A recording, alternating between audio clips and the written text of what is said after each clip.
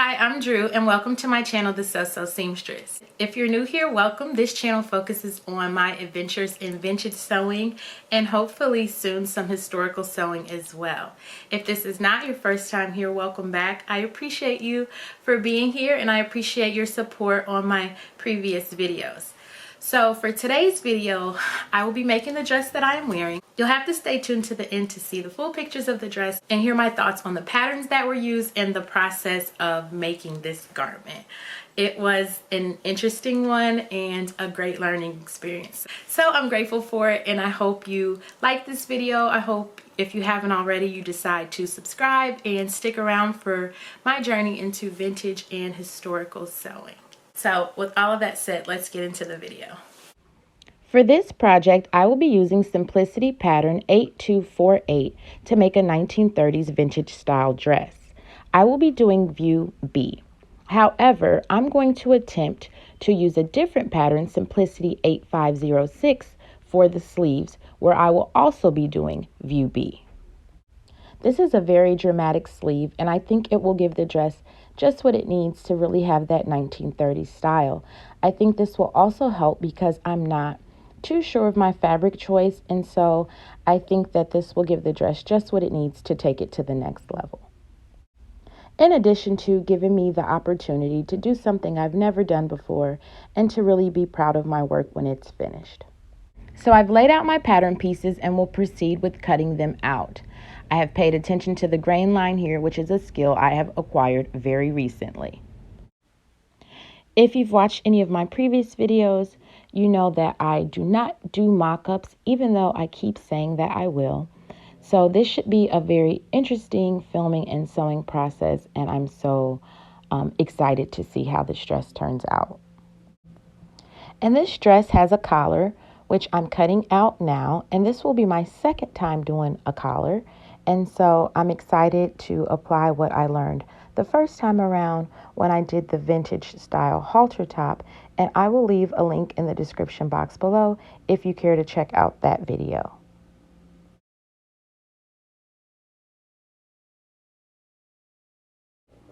And now it is time to cut out the sleeves.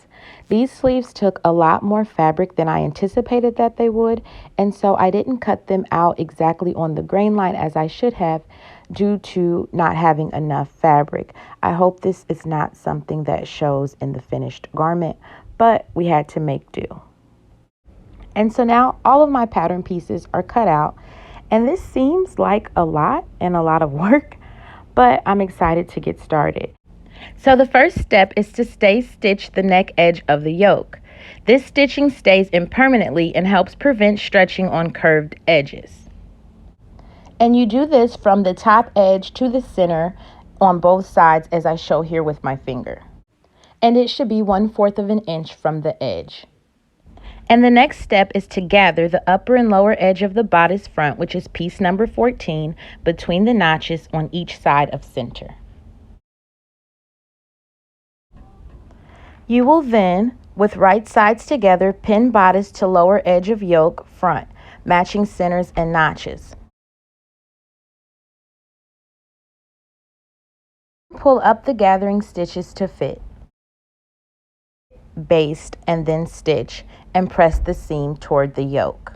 After stay stitching the neck edge of the back bodice, which is piece number 5, we will then ease the shoulder edges between the notches and gather the lower edge of the bodice between the notches.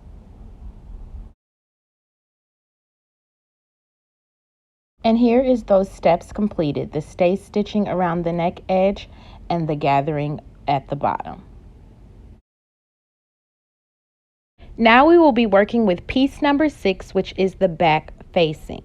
I have applied fusible interfacing to this piece to stabilize it, and what you see me doing here with the ruler is transferring all of the markings.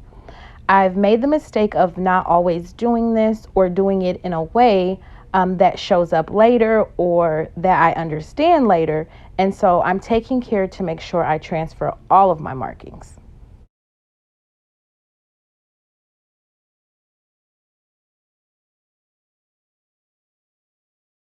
And now with right sides together, I will pin the facing to the bodice back, matching the centers in small dots, having the raw edges even.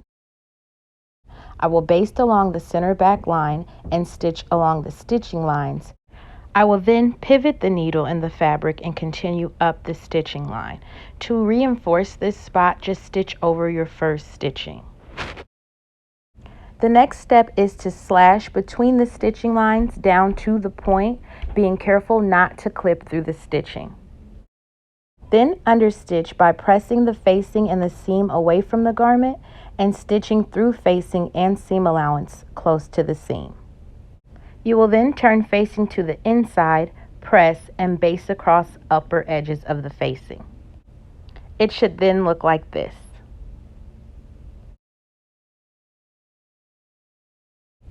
Now, with right sides together, pin the back bodice to the front bodice at the shoulder seams. Pull up ease stitches to fit, baste, and stitch. This is a little bit of a process to get it done, but it is definitely worth taking the time to do it correctly.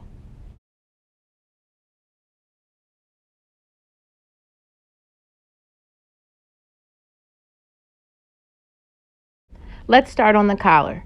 The first thing I had to do was apply interfacing to the wrong side of these collar pieces. And now with wrong sides together, pin the collar sections. I will then machine stitch a 1/2 inch from the curved edge of the collar and then trim away 3/8 of an inch from the curved edge. And make sure it's the bottom edge. I pinned the top edge of one of my pieces and was lucky to catch the mistake before I started stitching. And now your collar and bodice pieces should look like this, and we will now attach the collar binding. And the first thing I did was press under the seam allowance on one edge of the collar binding, and the seam allowance here has switched to 1/4 of an inch. Now with the right sides together, I have pinned the binding to the curved edge of the collar, matching the small and large dots. I will now stitch in a 1/4 of an inch seam, stretching the binding to fit. Then press binding out, pressing seam toward binding. Turn the pressed edge of binding to the other side so that it encases the raw edge and just covers the stitching, and then slip stitch in place. I'm not sure how good my slip stitches are, but hand sewing is definitely something that I am working on. We will now baste the raw edges together and on the underside sew collar sections together at large dots at center front. And now your collar should look like this. This is piece number 8, the neck facing, and you're going to fold it in half lengthwise with wrong sides together, matching the small dots, and press. I've pinned the collar to the bodice, and now on the outside I'm going to pin the facing to the neck edge over the collar, placing inner small dots at shoulder seams, matching centers front and remaining small dots.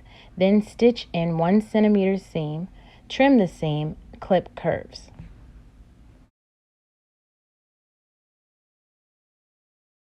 It should now look like this, and most of the work on the bodice construction is complete. Okay, so all of the less scary parts of the dress are complete. The bodice is complete, the collar is complete. Those steps went pretty well. I'm pretty happy with how all of that turned out.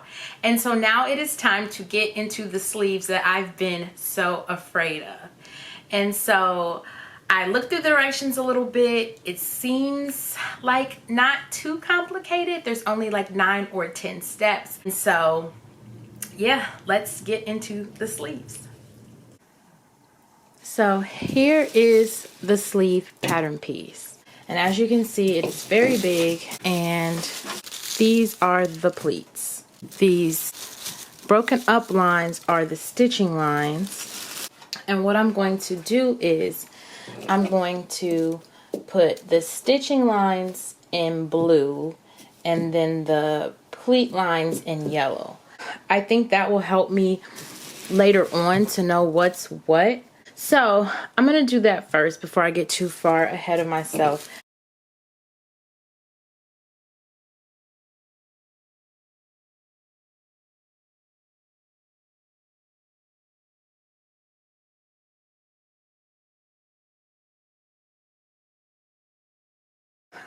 Okay, so I think that curve looks right. I just have to do the same for the next 2 lines and then put in the pleat lines. So I ended up going with a Crayola, and I hope it doesn't bite me in the butt later.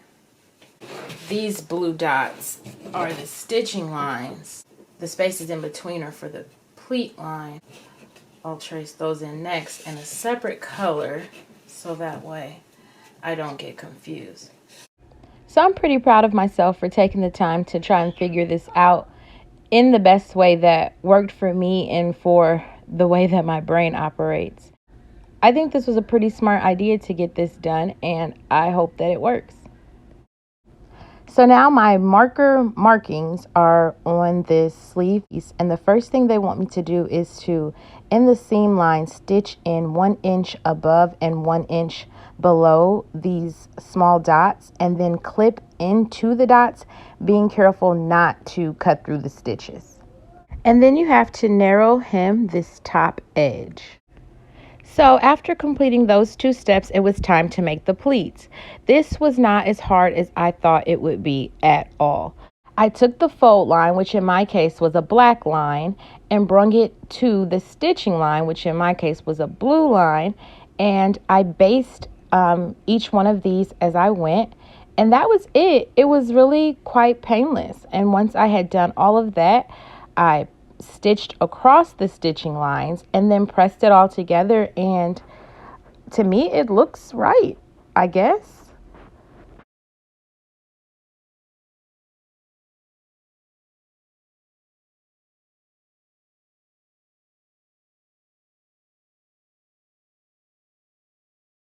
The next step was to fold these edges over and baste those down as well. And you want to fold it over to this small dot. And now I will gather along the bottom edge of the sleeve using a long machine stitch. This is piece number 4, the cuff. After applying interfacing, I folded over the unnotched edge 5/8 of an inch and then trim that down to 1/4 of an inch. I will now match up the notched edges and sew across. I have now pinned the sleeve pieces together, and I will stitch the underarm seams. Right sides together, pin the cuff to the sleeve, matching up the seams and the small dots. Next, I will attach the cuffs.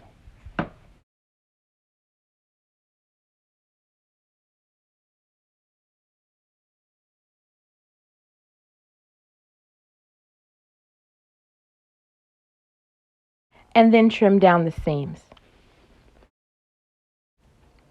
And hand finish the edges. So at this point, I was feeling pretty good about the progression of this garment. I felt as if I kind of figured things out with the whole pleat situation on the shoulders, and I was getting a chance to practice my hand sewing here, finishing these cuff pieces. Things were going pretty good at this point.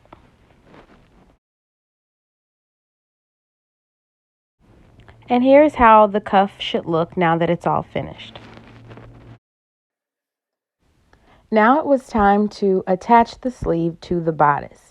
It was pretty easy to figure out how to set them in because of the notches. So I just matched those up and then I stitched them in place, leaving them unattached above the small dots.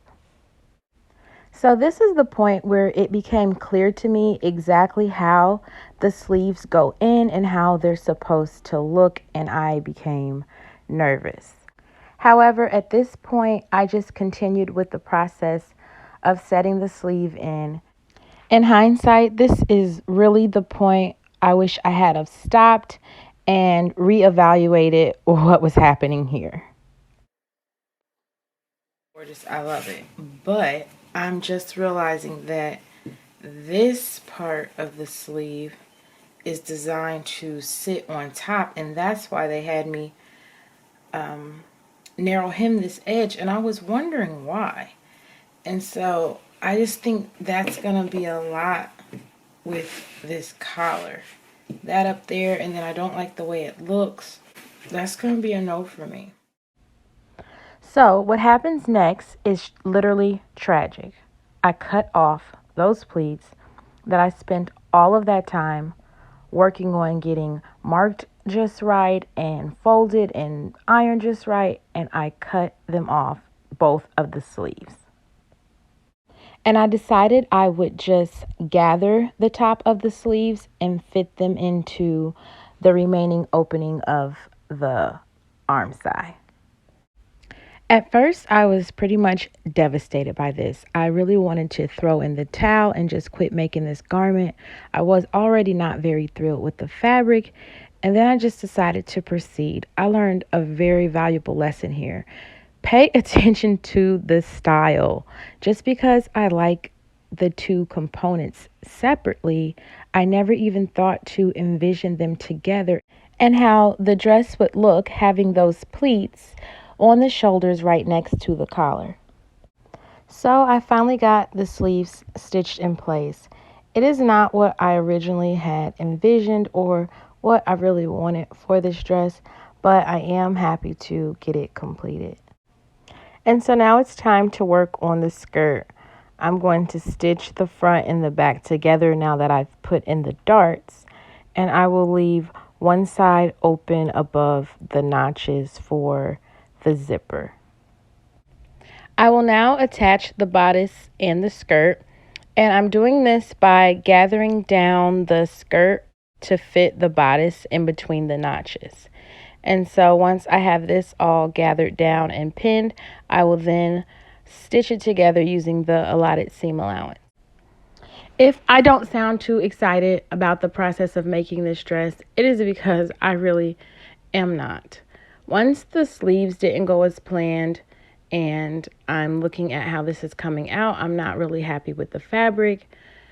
It's just, this has been a bit of a dud, but I guess all of that is part of sewing. I'm sure I'm not going to always be happy with the choices that I make or with how the garment is coming out. But I think the key here is to just finish. It would be very easy for me to just throw this in a drawer somewhere of unfinished garments, but I'm just going to push through and get this completed. Now that I have attached the bodice to the skirt, there really is not much remaining to do to have this garment completed. I need to do the belt, put in the zipper, add the pockets, and do the hem, and then this dress will be completely finished and I will be able to move on from this experience. I really don't know why I am so disappointed in this dress. The sleeves may not have come out as I originally wanted them to, but they still look decent. It's still wearable. Hopefully, once I put it on and get ready to take the photographs, I will feel a lot better about this. What you see me doing here now is working on the belt. I applied interfacing to one side of it, and then I folded it in half lengthwise, and then I'm going to stitch it, leaving an opening in the middle to turn it to the right side. And this is the belt completed. I just added hooks and a bar to it, and then I decided to leave the pockets off. And here I am wearing the finished garment.